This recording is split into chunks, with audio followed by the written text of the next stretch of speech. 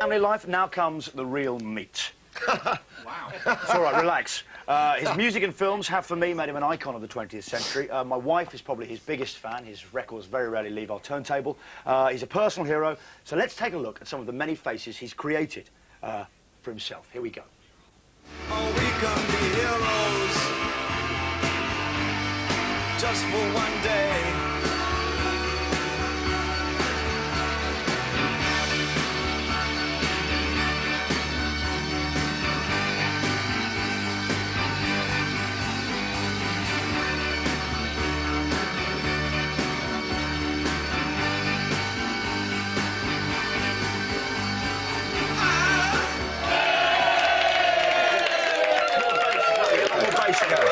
OK. David, thank you very much for being here today. Oh, it's great fun. That isn't the end of it, because, David, your new album came out recently. I thought I got off lightly. No, you haven't got off lightly. How important is it for you still to receive kind of critical and commercial success? Critical anything. Do you like... Is it critical anything? Yeah, critical anything. Is that important for you? Oh, yeah, I love it when it happens, but I live with it if it doesn't, you know, but you've got to, really. OK. Do you see I paused for more?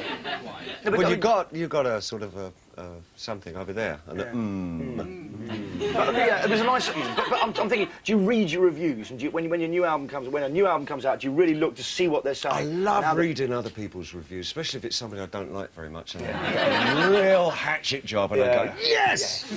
And then I go, no, gosh, this person's talking sense, and the next week they do it to you. David Bowie's out, oh, no, that guy just doesn't understand. Yeah, you know, really, he's got his own agenda. Yeah, it's classic. Probably in the pay of a record company. Absolutely. Your days with Tin Machine saw David Bowie returning to simple gigging. Have you ever in your heart of hearts just been one of the band?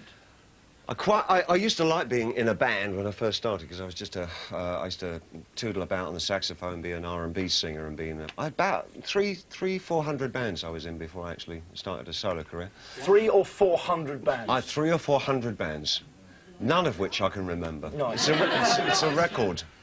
And I used to actually enjoy that process, but somehow or other I've got, you know, on my own. But so when did you start to be a solo artist? When did you stop being one of the band? When was that moment? When I found makeup. When you found makeup? Yeah, I think that probably, yeah, I couldn't stop it. You just loved it? I just got into it. And in those times, how did you go about... When I devise characters, that's really... That's what I was going to just ask you about. That's really weird. Yeah, I read your notes. Yeah. Oh, right. See, the accident that I had, actually... Yeah, it's amazing. Paul McCartney was actually telling me about that. He met the bloke who did that to you, and that's his big boast. Did he really? Yeah. That's right, he did. Yeah, because my mate is a painter, and I think that he did a commission for Paul or something like that. Yeah. He says, you know David's eyes? Yeah. I've done that. And it's obviously really dines out on them. Now his wife cooks me dinner. Yeah. Anyway, you've had numerous collaborations with different artists. Which was the best collaboration you've done, and kind of why? Oh, that's so difficult to say. I like working with Trent Reznor, you know, the American. I think he's a very, very talented kid. I like his approach to music.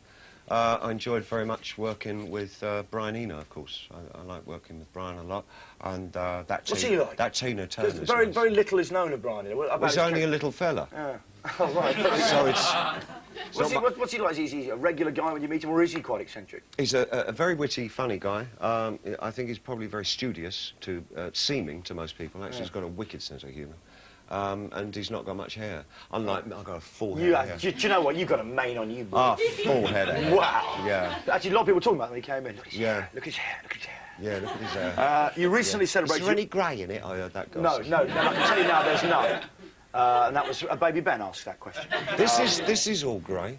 What, the stubble goes grey? Yeah, that's why I don't grow this anymore, because it's all grey. It's like Santa grey, you know, Santa... Do you know I get a bit of ginger in mine? Just kidding. You recently celebrated your 50th birthday with a concert in Madison Square, aided by a number of younger bands. Who for you is worth listening to at the moment? It was Noddy's birthday last Saturday. Was it? Yeah. It's a lovely switch, but back to you. I'm older than Noddy. Are you older than Noddy? Yeah. Not as old as Biggie is. Because you can tell. He's a bit more mature, isn't he? He'd already been around when Noddy was born. Yeah, he's been around. Biggie's been around the block. He's got that look in his eyes. Yeah, around the wooden block. Yeah. Yeah. Anyway, who for you is worth listening to at the moment? Who do you enjoy listening to? Macy Gray's really good. I love Macy Gray. They hear that. Who else? They do that. Do you know what? I heard... I thought I worked with Gomez and Elastica the other night. Both of them are doing good things at the moment. I've always liked Elastica. fun little band. OK, in The Man Who Fell to Earth, you played the role of an alien and an outsider. Yeah. Is this any reflection on your life and your career yourself? Do you feel like Completely true to life. I used to. It's a very, very sad story. So let's start at the beginning. OK, let's go on then. And, but I don't Let me anymore. tell you I don't anymore. Over the last 10, 15 years, I've really enjoyed being much more involved in life. And so now I'm all right now. Thank you, Doctor. OK. But did you enjoy going out and sort of acting eccentrically and living the rock star I thing? never Were you went reclusive? out. I never went out. I was very reclusive, and I'd stay on my own and just like create and do all that stuff and a lot of substances, and that was good enough life for me at the time, you know. But do you like going out? I mean, do you go out and about now? Yeah, I love going out now. I love taking the tube. Do you take the tube? Getting on at Green Park and seeing where I'll go.